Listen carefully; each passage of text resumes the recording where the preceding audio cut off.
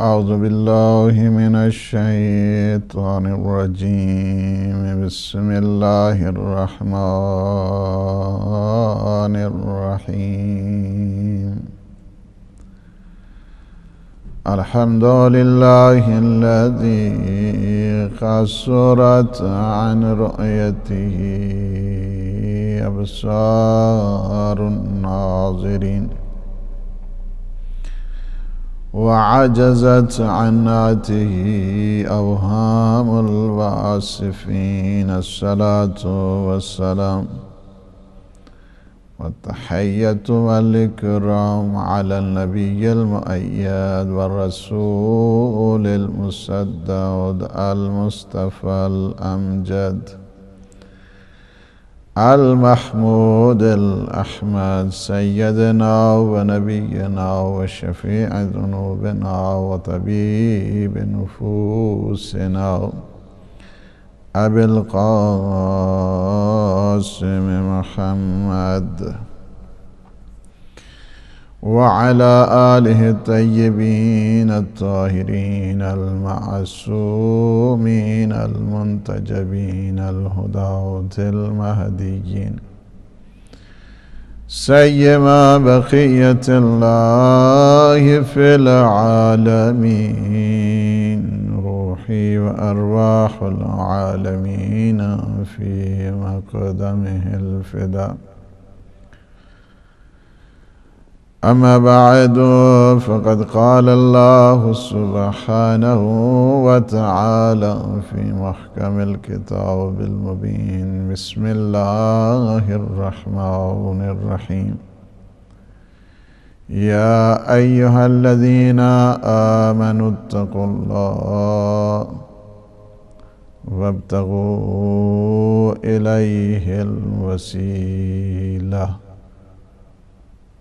آج کی یہ مجلس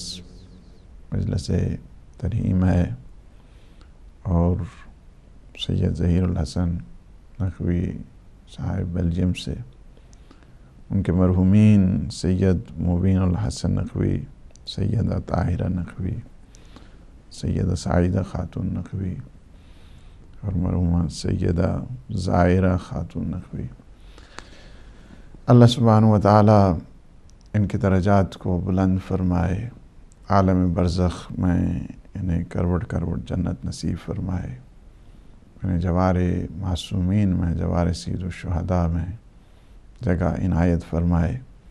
اور یہ ایک بہت بڑا اس مکتب کو اللہ نے یہ شرف دیا ہے کہ اپنی سارے سلسلے ہوتے ہیں اور سارے وسیلے اہل بیت علیہم السلام کے گھر سے ہی طے پاتے ہیں، خوشیاں بھی جوڑ دی جاتی ہیں اور غمیاں بھی اسی گھر کے ساتھ کہ جو خاندان نبوت و طہارت اور عصمت و وجاہت و شرافت ہے، اس کے ساتھ ہمارے سارے سلسلے جڑے ہوئے ہیں۔ اللہ سبحانہ و تعالی نے سورہ مائدہ کی آیت نمبر 35 ہے، جس میں ارشاد فرمایا، یا ایھا الذین آمنوا اتقوا اللہ، اے صاحبان ایمان تقوی الہی کو اختیار کرو، وابتغوا الیہ الوسیلہ، اور اپنے رب تک پہنچنے کے لیے وسیلہ تلاش کرو۔ خطاب ہو رہا ہے صاحبان ایمان کو۔ یہ بھی اللہ سبحانہ و تعالی نے ایک ادب سکھایا ہے ساری کی ساری بشریت کو، ساری کی ساری ہیومینٹی کو، سارے کے سارے جتنے بھی بنی نوع انسان ہیں، اور یہ شرافتیں ظاہر ہے اللہ سبحانہ و تعالی کے گھر سے آیا کرتی ہیں۔ یا ایھا الذین آمنو، صاحبان ایمان کو خطاب کر کے ان کے تذکر احتشام کو بھی بتا دیا ہے کہ جو صاحبان ایمان ہیں وہ تقوی الہی اختیار کرتے ہیں، جو صاحبان ایمان ہیں وہ توسل اور وسیلے کی طرف جاتے ہیں۔ ابھی جو شخص وسیلے کو تلاش کرتا ہے وہ صاحبان ایمان ہوا کرتا ہے، وہ متقی شخص ہوا کرتا ہے۔ لیکن جہاں پہ ایمان نہیں ہوتا وہاں وسیلہ نہیں ہوتا، جہاں پہ تقوی نہیں ہوتا وہاں وسیلہ نہیں ہوتا۔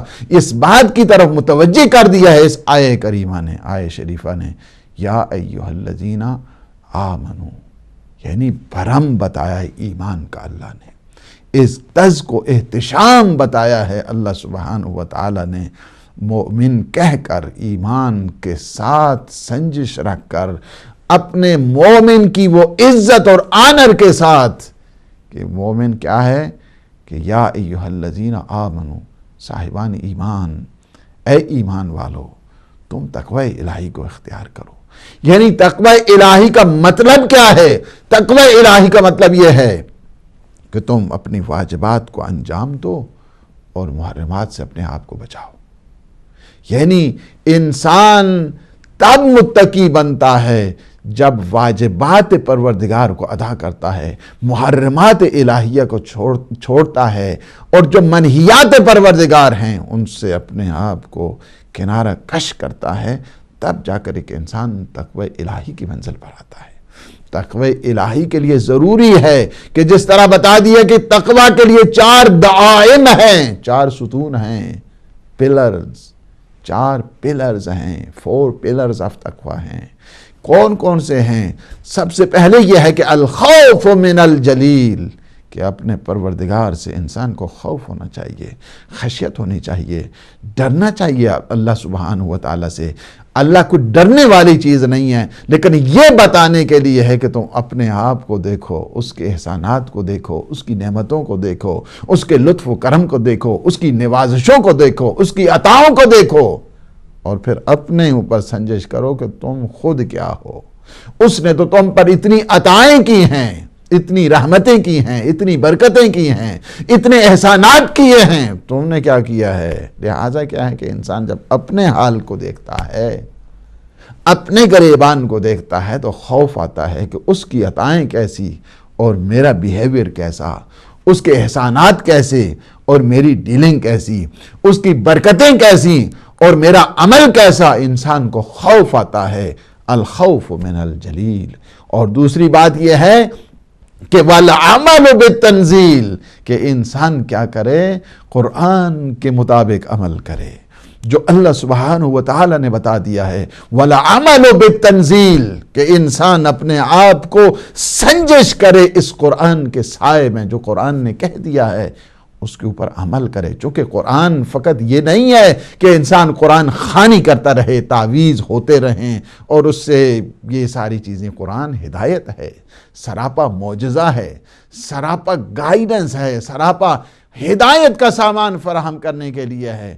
قرآن کو مانے اور قرآن کی بات کو نہ مانے، قرآن کے ان تنزیلات کو اور ان فرمودات کو نہ مانے، تو حقیقت میں یہی ہوتا ہے کہ قرآن پہ عمل نہیں ہو رہا ہے۔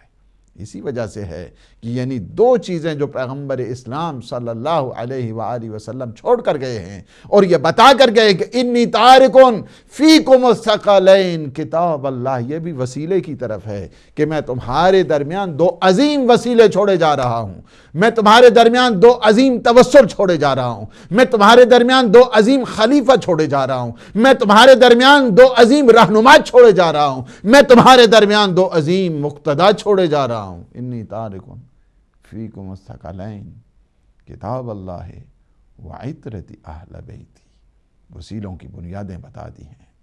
اگر انسان فقط قرآن کہتا رہے اور قرآن کی جو تنزیلات ہیں، قرآن کے فرمودات ہیں، قرآن کے احکام ہیں، قرآن نے جو سفارشات کی ہیں، قرآن نے جو تاکیدات کی ہیں، قرآن نے جو حکم دیا ہے، اس کو اگر ایک انسان نہ مانے تو قرآن کی ہدایت میں شامل نہیں ہے۔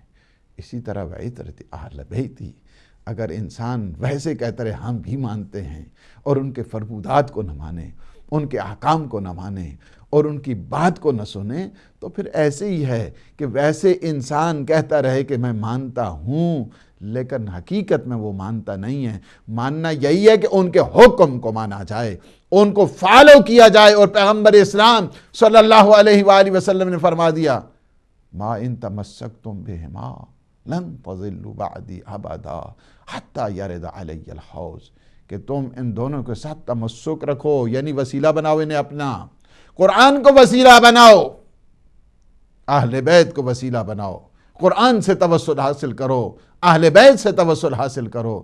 اگر تم نے تمہاری ایسوسیشن قرآن اور اہل بیت کے ساتھ ہو گئی تو تم ہرگز گمراہ نہیں ہوگے۔ یہ نسخہ کیمیا دے دیا پیغمبر اسلام نے جانے سے پہلے، تاکہ امت کی ہدایت ہو جائے، امت کی گائیڈنس ہو جائے، یہ دنیا اور آخرت میں سعادت کی زندگی گزار سکیں۔ ما ان تمسکتم بہما لن تضلوا بعدی ابدا حتی یرد علی الحوض، کہ جہاں تک کہ تم میرے پاس حوض کوثر پہنچ جاؤ گے۔ تو یہ بات بتانے کے لیے کہ فقط قرآن نہیں ہے جب تک اس پہ عمل نہیں ہوتا۔ اہل بیت اس وقت نہیں، ہم بھی مانتے ہیں، فقط بھی ماننے سے کام نہیں چلتا ہے، بلکہ انہوں نے جو بات کہی ہے اسے بھی ماننا ہے، اور جو بات سمجھائی ہے اس پر بھی عمل کرنا ہے، جو انہوں نے عمل کر کے دکھایا ہے اس پر بھی عمل کرنا ہے۔ تب جا کر انسان اتباع کرتا ہے، تب جا کر انسان تمسک کرتا ہے۔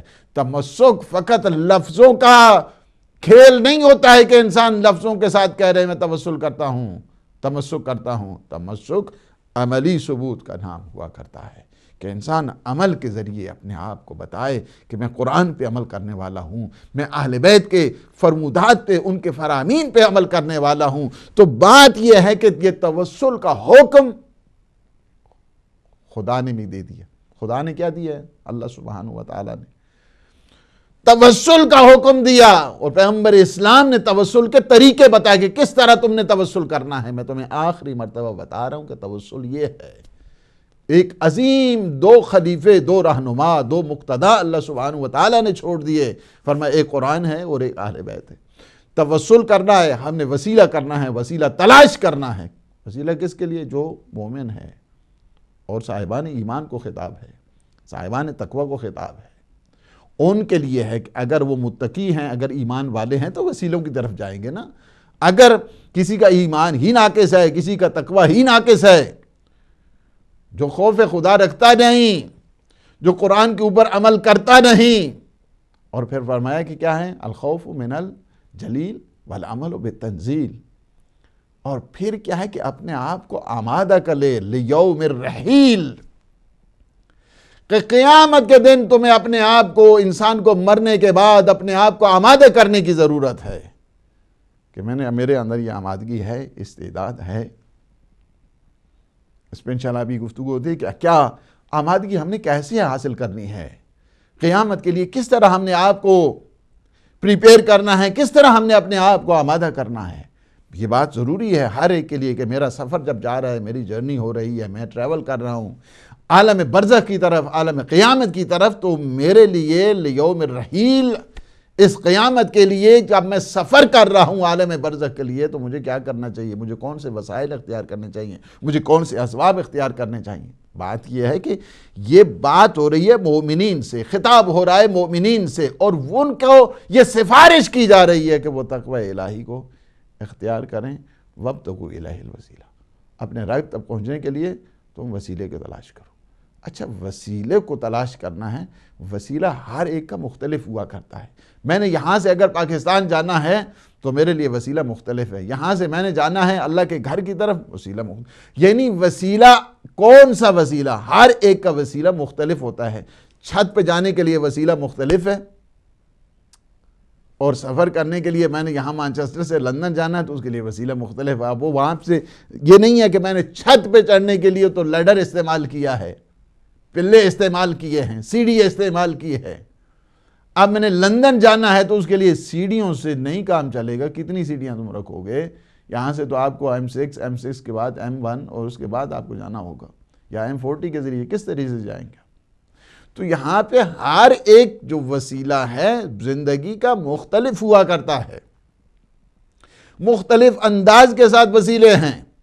آپ نے اللہ کے گھر کی طرف جانا ہے تو اس کا وسیلہ مختلف ہے، آپ نے مریخ کی طرف جانا ہے تو اس کا وسیلہ مختلف ہے، آپ نے اگر کوئی اور سفر آپ کا مادی ہے، آپ نے مٹیریل جرنی ہے اگر آپ کی، تو آپ کا وسیلہ اور آپ کا توسل مختلف رہے گا۔ آپ نے اگر روحانی سفر کرنا ہے تو اس کے لیے روحانی وسیلے چاہیے، مادی سفر کرنا ہے تو اس کے لیے مادی آپ کو وسیلے چاہیے۔ ہر ایک وسیلے مختلف ہوا کرتے ہیں، یہ دنیا کی نیچر ہے اور ایک نیچرل فینومینا ہے کہ انسان جیسا سفر ہے ایسا ہی اس کے لیے وسیلہ چاہیے۔ کیمپنگ کے لیے جا رہا ہے، اس کے لیے وسیلہ مختلف ہے، باقی عام سفر کے لیے جا رہا ہے، اس کا وسیلہ مختلف ہے۔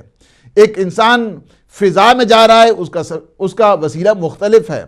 انسان کے وسیلے مختلف ہوتے رہتے ہیں۔ ابھی ایک انسان چاہتا ہے کہ میں اللہ کے گھر کی طرف جاؤں تو اس کے لیے وسیلہ مختلف ہے۔ اللہ کے گھر تک پہنچنے کے لیے وسیلہ اور ہے، اللہ تک پہنچنے کے لیے وسیلہ اور ہے۔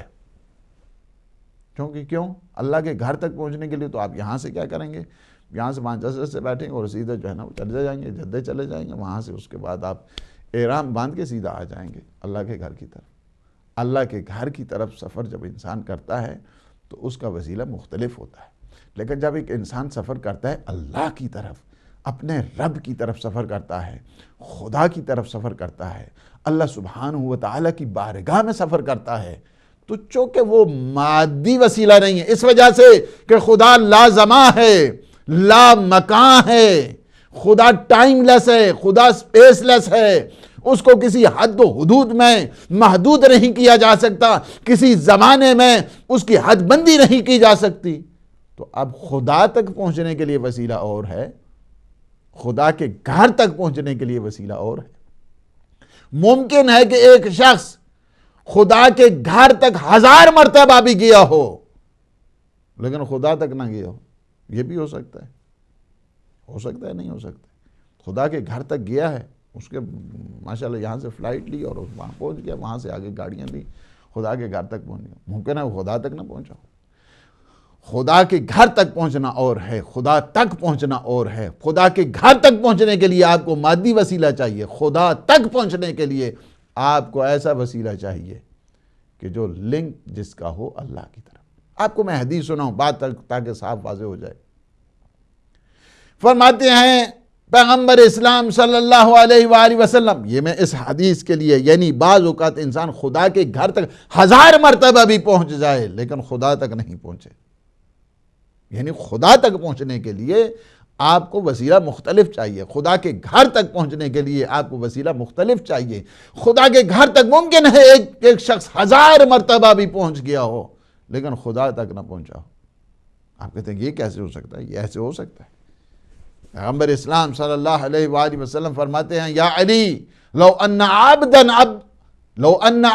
عبد اللہ عز وجل، اگر ایک شخص اللہ کی اتنی عبادت کرے کہ جتنی حضرت نوح نے اپنی قوم میں کی ہے، اللہ اس کو اتنا رزق دے دے، اتنی روزی دے دے کہ وہ کوہ احد جتنا پہاڑ راہ سونا، یعنی سونے کی صورت میں راہ خدا میں دے دے، اور اللہ اس کی زندگی کو اتنا دراز کرے کہ وہ 1000 حج پاپ ادا کرے، یعنی 1000 اس نے کیا کیا ہے اللہ کے گھر تک پہنچنے کے لیے، 1000 حج پاپ ادا کرے واللہ یعلق، اور آخری حج کے دوران کیا کرے؟ قتل صفا والمروہ، اور صفا اور مروہ کے درمیان حالت مظلومی میں مارا جائے۔ لیکن کیا ہے؟ لم یعلق، اگر وہ تیری ولا کا دم نہیں بھرتا، علی تیری ولایت کو نہیں مانتا، جنت میں جانا کو جا، جنت کی خوشبو تک نہیں سن سکتا۔ تو یہ کیا ہے؟ وسیلے مختلف ہیں، وسیلے مختلف ہیں۔ بعض اوقات ایک انسان اللہ کے گھر کی طرف جاتا ہے، گھر تک تو پہنچ گیا ہے لیکن کیا خدا تک پہنچا ہے؟ خدا تک پہنچنے کے لیے وسیلے اور ہیں، خدا کے گھر تک پہنچنے کے لیے وسیلے اور ہیں۔ تو ہمیں یہ دیکھنا ہوگا کہ جیسا بھی وسیلہ ہے، وسیلے کو تلاش کرنے کے لیے ہم نے کیا ہے؟ وَابْتَغُوا إِلَيْهِ الْوَسِيلَةَ، ہم نے رب تک وسیلے کو تلاش کرنا ہے۔ اب رب تک جو وسیلے پہنچاتے ہیں وہ کون سے ہیں؟ خدا کے گھر تک تو ہمیں پتہ ہے کیسے کیسے وسیلے ہمیں چاہیے، کس طرح ہم توسل اختیار کرتے ہوئے ہم وہاں تک پہنچ سکتے ہیں۔ یہاں سے فلائٹ لے لیں، آپ فیری لے لیں، آپ زمینی انداز کے ساتھ جائیں، آپ بحری انداز کے ساتھ جائیں، آپ بری لحاظ کے ساتھ جائیں یا آپ فضائی لحاظ کے ساتھ جائیں، آپ پہنچ سکتے ہیں۔ اور آپ سب کو یہ سارے وسیلے پتہ ہیں کہ خدا کے گھر تک پہنچنے کے لیے وسیلہ اور ہے، خدا تک پہنچنے کے لیے وسیلہ اور ہے، مادی سفر اور ہے۔ مادی آپ نے اگر سفر کرنا ہے تو اس کے لیے مادی وسیلہ چاہیے، روحانی آپ نے سفر کرنا ہے تو اس کے لیے آپ کو روحانی وسیلے چاہیے ہوں گے۔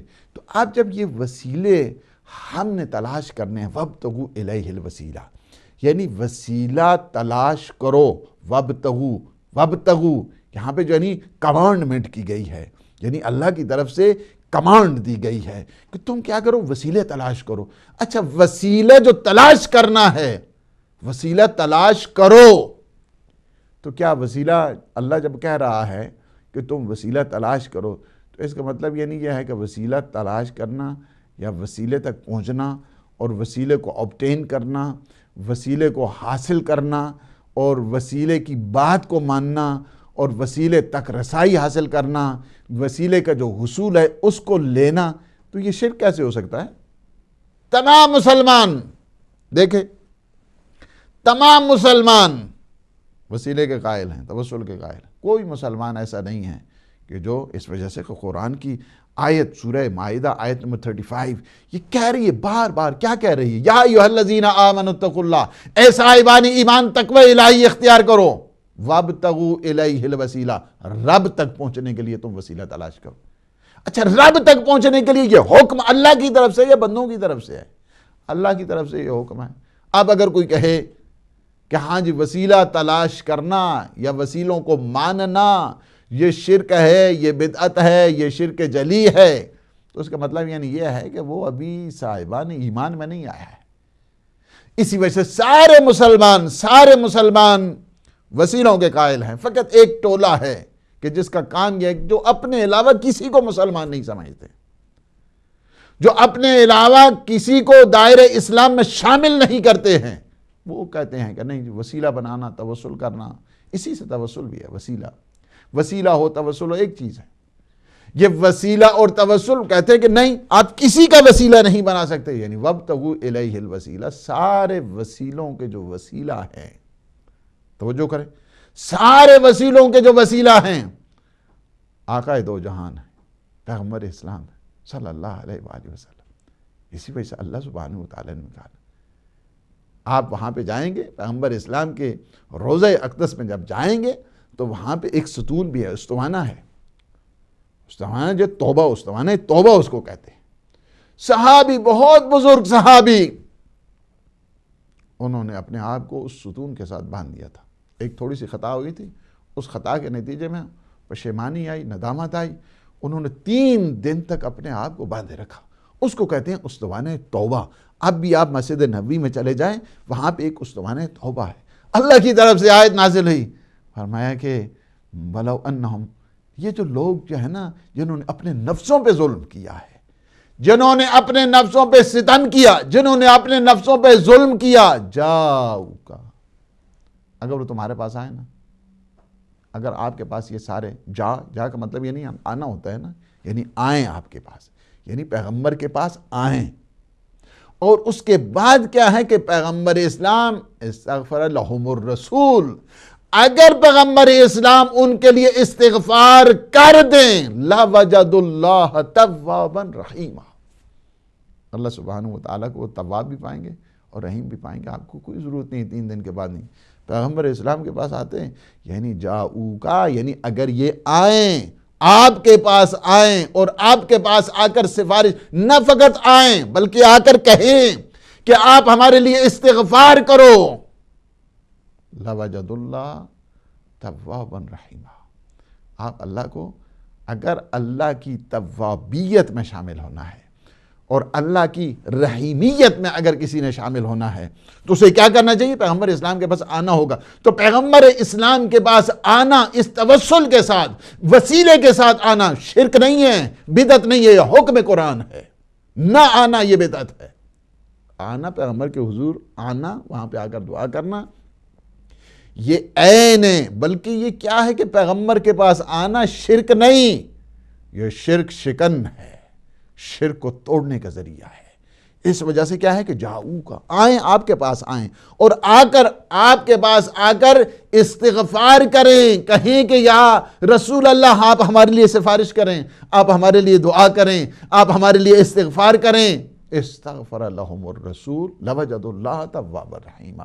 اور پیغمبر اسلام جب تمہارے لیے استغفار کریں گے تو اللہ کو تواب بھی پائیں گے، اللہ کو رحیم بھی پائیں گے۔ رحیمیت پروردگار میں آنے کے لیے آپ کو وسیلہ رسول تلاش کرنا ہوگا، توابیت پروردگار میں آنے کے لیے آپ کو وسیلہ رسول تلاش کرنا ہوگا۔ تو یہ جو ایک ٹولہ ہے جس کا کام یہی ہے کہ ہر ایک کو شرک کا جو ٹھپا لگاتے ہیں، ان کا کام ہی یہی ہے، شرک کے کارخانے انہوں نے کھولے ہوئے ہیں، اور جتنے مسلمان ہیں سب کو کہتے ہیں نہیں جو شرک ہے۔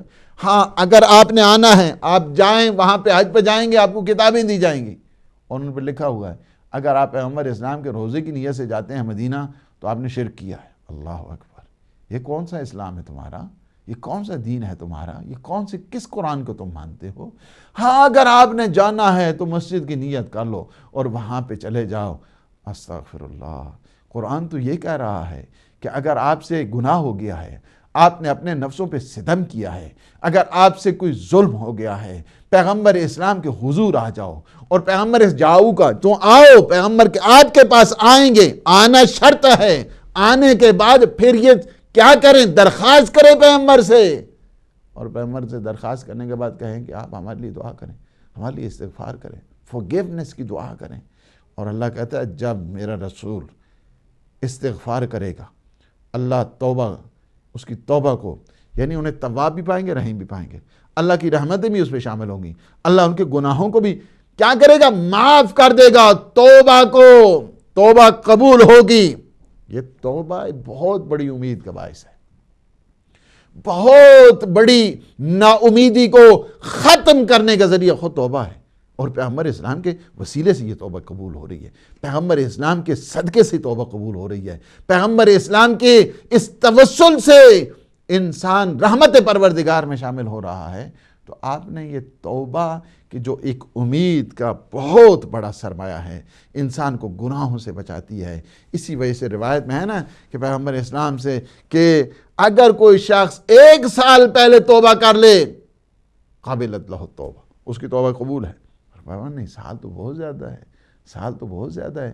کہا کوئی 1 مہینہ پہلے، اپنی موت سے 1 مہینہ پہلے اگر کوئی توبہ کر لے، اللہ اس کی توبہ کو قبول کر لیتا ہے۔ کہا مہینہ پھر بھی زیادہ ہے۔ کہا کوئی 1 ہفتہ مرنے سے پہلے توبہ کر لے، اللہ اس کی توبہ کو قبول کر لیتا ہے۔ کہا 1 ہفتہ بھی زیادہ ہے، اگر کوئی 1 دن پہلے موت سے اگر وہ توبہ کر لے، اللہ اس کی توبہ کو قبول کر لیتا ہے۔ کہا 1 دن بھی زیادہ ہے، فرمایا کہ 1 ساعت پہلے، 1 گھنٹہ پہلے، اپنی موت سے 1 گھنٹہ پہلے بھی اگر کوئی توبہ کر لے، اللہ اس کی توبہ کو قبول کر لیتا ہے۔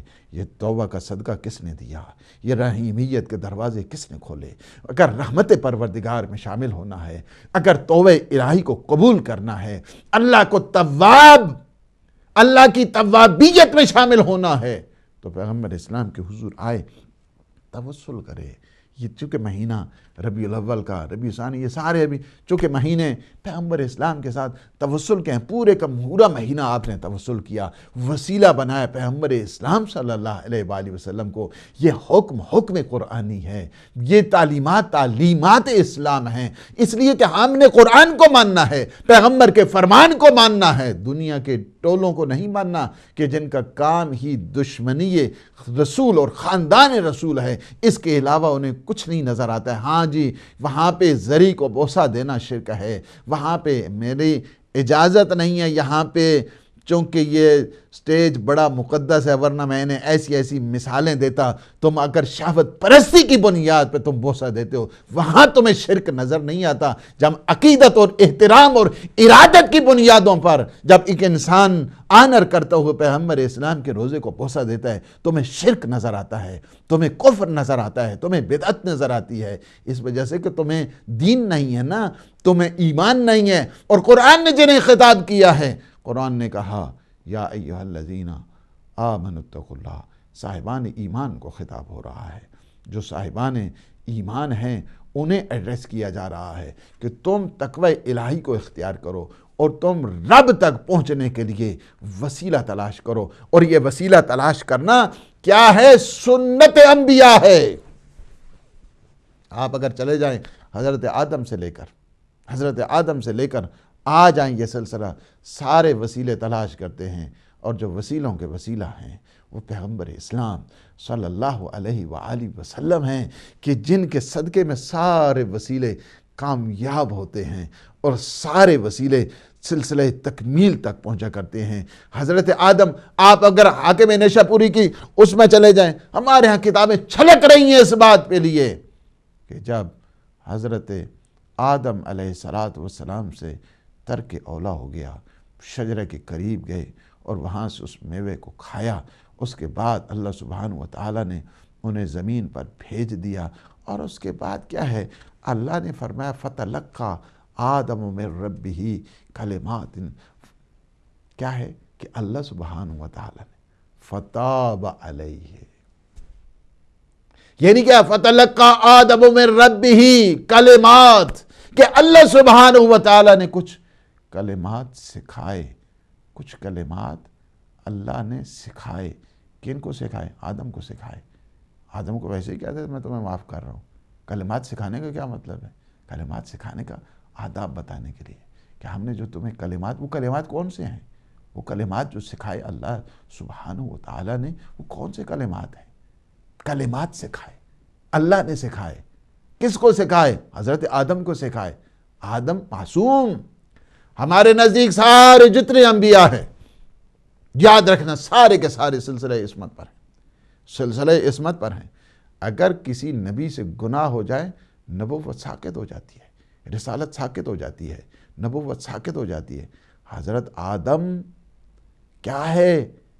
یہ نجی اللہ ہے، اللہ سبحانہ وتعالی کے حبیب ہیں، اللہ کے نجی ہیں، اللہ کے نبی ہیں، صفت اللہ ہے اللہ سبحانہ وتعالی کے۔ اس وجہ سے کیا نبوت گناہ نہیں کیا ہے، ترک اولا ہوا ہے۔ یعنی ایک چیز بہترین تھی، بہترین کو چھوڑ کر بہتر کا جو انتخاب، بہترین رکھنی چاہیے تھی۔ اس وجہ سے کیا ہے کہ حسنات الابرار سیئات المقربین، ابرار جو ہے نا، ابرار کی کیا حسنات الابرار، کہ ابرار کی نیکیاں، نیک لوگوں کی نیکیاں کیا ہوتی ہیں؟ سیئات المقربین، وہ مقربین جو اللہ کے بندے ہیں ان کے نزدیک یہ گناہ شمار ہوتی ہیں۔ یہ اللہ کے جو مقرب بندے ہیں، کہ جو نبوت اور رسالت جنہیں اللہ دیا کرتا ہے، وہ اتنے قریب ہوا کرتے ہیں، اگر ان سے ذرہ برابر بھی جھول ہو جائے تو وہ کیا کرتے ہیں؟ اتنا روئے حضرت آدم، اتنا روئے کہ آنکھیں سفید ہو گئیں، ہزار سال تک روتے رہے اللہ کی اس وصال کے لیے۔ ایسے میں کیا ہے؟ فَتَلَقَّى آدَمَ مِن رَبِّهِ، اللہ سبحانہ وتعالی نے اپنا لطف کیا، اللہ سبحانہ وتعالی نے اپنا رحم کیا۔ فتلقى، یہ سورہ بقرہ پڑھ رہا ہوں، سورہ بقرہ، فتلقى آدم من ربه کلمات فتاب علیہ انہ هو التواب الرحیم۔ یعنی کیا ہے کہ یہاں پہ آپ نے دیکھا کہ اللہ نے کچھ تلقین کی ہے، اللہ سبحانہ وتعالی نے سکھائے ہیں۔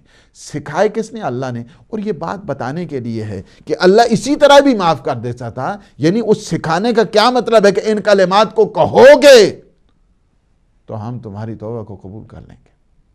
تواب بھی ہے، وہ رحیم بھی ہے، تواب ہے، وہ رحیم ہے۔ یہاں پہ کیا ہے؟ لَوَجَدُ اللَّهَ تَوَّابًا رَحِیمًا۔ اگر پیغمبر کے پاس آؤ گے تو وہ تمہیں کیا ہے؟ تمہیں معاف کر دے گا، تم پہ اپنے رحم و کرم نازل کرے گا، تم اللہ کو تواب پاؤ گے، تم اللہ کو رحیم پاؤ گے۔ وہاں پہ حضرت آدم کے لیے کیا ہے؟ فَتَلَقَّى آدَمَ مِن رَبِّهِ کلمات، اللہ سبحانہ وتعالی نے کچھ کلمات سکھائے۔ اچھا، اب کلمات کیا ہیں؟ فقط قرآن اگر کافی ہوتا تو پھر تو ہمیں پتہ چل جاتا کہ کلمات کیا ہیں۔ اب کلمات کے لیے آپ کو جانا پڑے گا خاندان تطہیر کے پاس، احادیث کے پاس جانا پڑے گا، اور وہاں پہ جا کر آپ کو دیکھنا پڑے گا کہ کلمات سے کیا مراد ہیں۔ وہاں پہ اگر آپ چلے جائیں، حاکم نیشہ پوری نے یہاں پہ لکھ دیا ہے ببانگ، اس انداز کے ساتھ لکھ دیا۔ کہتے ہیں وہ کلمات کیا تھے؟ کلمات حضرت آدم نے کیا کہے؟ اللہم انی اسألک بمحمد، اے اللہ میں تجھ سے واسطہ دیتا ہوں، میں تجھ سے سوال کرتا ہوں اس بحق محمد، حق محمدیہ کا واسطہ دے کر میں تجھ سے درخواست کرتا ہوں، میں تجھ سے سوال کرتا ہوں، میں تجھ سے التجا کرتا ہوں۔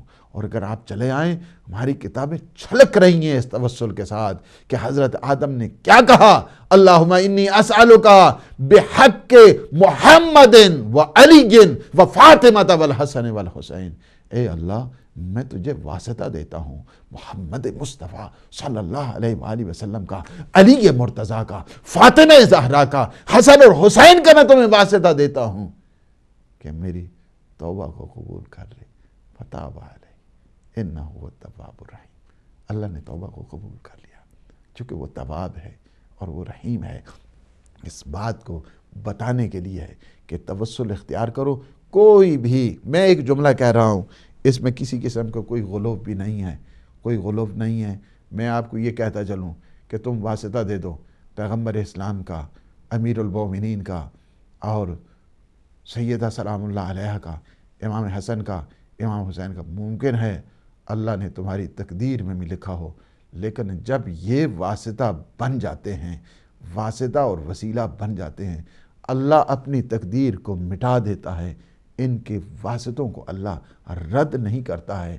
یہ بہت عظیم وسیلہ ہے، یہ بہت عظیم سلسلہ ہے، یہ بہت عظیم توسل ہے۔ یا وجیہن عند اللہ اشفع لنا عند اللہ، یہ اللہ کے نزدیک بہت وجیح ہیں، بہت کرامت والے ہیں، بہت عزت والے ہیں۔ اسی وجہ سے وسیلہ بھی اسی کا ہوتا ہے نا جو بہت معزز ہوا کرتا ہے، بہت محترم ہوا کرتا ہے، بہت مقدس ہوا کرتا ہے۔ اللہ کے نزدیک اتنے کرامت والے، اتنی شرافتوں والے، اتنی طہارتوں والے، شان تطہیر والے، شان مباہلہ والے ایسے نہیں ہیں کائنات میں۔ یہی کہا جائے نا کہ بعد از خدا بزرگ توئی، قصہ مختصر، یا علی کو کہا جائے بعد از نبی بزرگ توئی، قصہ مختصر۔ اسی لحاظ کے ساتھ یہ ایسے وسیلے ہیں، اور انہی وسیلوں کے توسل سے میں ایک اور بات کہہ کے تمام کروں اس بات کے لیے کہ دیکھیں وسیلہ بنانا اگر شرک ہوتا تو حضرت یعقوب اپنے بچوں کو، جب بچوں نے آ کر کہا، بیٹوں نے آ کر کہا کہ بابا ہم نے بڑا گناہ کیا ہے، ہم نے بڑا جرم کیا ہے، ایک نبی خدا کو ہم نے چاہ میں کنویں میں پھینک دیا ہے، ہم سے کتنا بڑا گناہ ہوا، یا ابا، اے بابا اس طرح کو، استغفر لنا، ہمارے لیے آپ استغفار کریں، چونکہ آپ اللہ کے نزدیک وجیح ہیں، آپ اللہ کے نزدیک مکرم ہیں، آپ اللہ کے نزدیک محترم ہیں، آپ اس طرح کریں ہمارے لیے، یا آبانا، اے ہمارے بابا، آپ کس استغفر لنا ذنوبنا، یہ ہم نے جو گناہ کیا ہے، ہمارے اس گناہ پہ آپ ذرا سفارش کر دیں، توبہ کر دیں، آپ ہمارے گناہ کے لیے استغفار کر دیں۔ تو نبی خدا نے، حضرت یعقوب نے نہیں کہا نہیں اس طرح نہیں بات کرنا، یہ شرک ہو جائے گی، یہ بدعت ہو جائے گی، یہ گناہ ہو جائے گا، یہ کفر ہو جائے گا، بلکہ کیا فرماتے ہیں، سوف استغفر ربی، تم گھبراؤ نہیں، میں اپنے رب سے ضرور تمہارے لیے استغفار کروں گا، تمہارے لیے کروں گا۔ اس بات کے اوپر دلیل ہے کہ وسیلہ بنانا شرک نہیں ہے، شرک شکن ہوا کرتا ہے۔ حضرت یعقوب نے بچوں کے لیے دعا کی، بچوں کے لیے دعا کر دی ہے۔ کس نے؟ حضرت یعقوب نے دعا کر دی۔ توسل جب اختیار کیا، کیا ہے، صبح کے ہنگام میں حضرت یعقوب نے اپنے بچوں کے لیے دعا کی، اپنے بیٹوں کے لیے دعا کی، اپنی اولاد کے لیے دعا کی، اللہ نے بھی معاف کر دیا ہے۔ یہ ہے کہ جب نبی کی بارگاہ میں تم آ جاتے ہو اور وسیلہ جب تلاش کرتے ہو، جب تم توسل کرتے ہو، اللہ سبحانہ و تعالی اس توسل کو کبھی رد نہیں کرتا ہے، اس لیے کہ ان کا مقام، ان کی منزلت اور ان کا شرف، ان کی نجابت، ان کی طہارت اس درجے پر ہے کہ اللہ اپنی تقدیر کو تو بدل لیتا ہے، اپنی تقدیر کو بدل دیتا ہے، ان کی باتوں کو کبھی رد نہیں کرتا ہے، اس لیے کہ یہ وسیلوں کا وسیلہ ہے۔ اور ہم جنہیں مانتے ہیں، ہم جنہیں مانتے ہیں، یہ شرف اللہ سبحانہ و تعالیٰ نے اس امت محمدی کو عطا کیا ہے۔ یہ امت محمدی میں ہو جانا ایک بہت بڑا شرف ہے، ایک بہت بڑی کرامت، ایک بہت بڑی شرافت ہے، شرف ہے اور قدوسیت ہے کہ انسان امت محمدی میں بن جائے، ہو جائے، امت محمدی میں شامل ہو جائے۔ امت محمدی میں شمولیت کے لیے انبیاء دعائیں کیا کرتے تھے، یا اللہ تو ہمیں امت محمدیہ میں شامل فرما۔ امت محمدی ساری امتوں سے افضل ہے۔ ہمارے پیغمبر سارے نبیوں سے افضل ہیں، ہمارے پیغمبر سارے رسولوں سے افضل ہیں۔ اللہ نے 1,24,000 انبیاء کو قرار دیا، ان میں سے 313 رسول ہیں۔ 313 رسول سارے ان انبیاء سے افضل ہیں۔ 313 رسولوں میں سے اللہ نے 5 اولی العزم رسول قرار دیے ہیں جو سارے کے سارے رسولوں سے افضل ہیں، اور سارے ان 5 رسولوں میں اولی العزم جو رسول ہیں ان میں ہمارے پیغمبر ان سب سے افضل ہیں۔ ہمارے پیغمبر ختمی مرتبت پیغمبر اسلام صلی اللہ علیہ وآلہ وسلم سارے انبیاء سے افضل، سارے رسولوں سے افضل، سارے معصومین سے افضل، ان سے افضل کوئی ذات نہیں ہے۔ خدائے بزرگ اور برتر کے بعد اگر عظیم ترین ہستی اس کائنات کی ہے تو وہ کیا ہے؟ پیغمبر اسلام صلی اللہ علیہ وآلہ وسلم کا وسیلہ ہے۔ ہم جتنے بھی اہل بیت کے فضائل پڑھتے ہیں وہ سارے کے سارے پیغمبر اسلام کے ہیں۔ پیغمبر اسلام صلی اللہ علیہ وآلہ وسلم اتنا عظیم وسیلہ۔ میں آج آپ کو ایک واقعہ سنا کے بات تمام کر رہا ہوں چونکہ ٹائم ہمارا ختم ہو رہا ہے۔ اس وسیلے کو ان وسیلوں کے صدقے میں دعا کریں گے ان مرحومین کے لیے، محبان ہدایت کے مرحومین کے لیے۔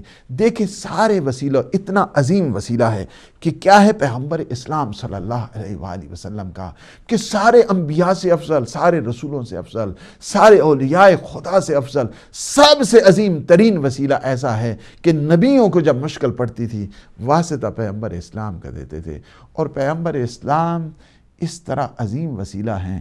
ابھی آپ اگر دیکھیں کہ پیغمبر اسلام ہوں اور آ جائیں سارے انبیاء کی محفل میں، مجلس میں سارے انبیاء کھڑے ہو جائیں گے، لیکن ایک ایسا وسیلہ کہ جو پیغمبر اسلام کو بھی بہت زیادہ عزیز ہے، وہ ایسا وسیلہ ہے کہ پیغمبر اسلام کے حضور جب وہ وسیلہ آتا تھا پیغمبر اسلام بھی کھڑے ہو جاتے تھے۔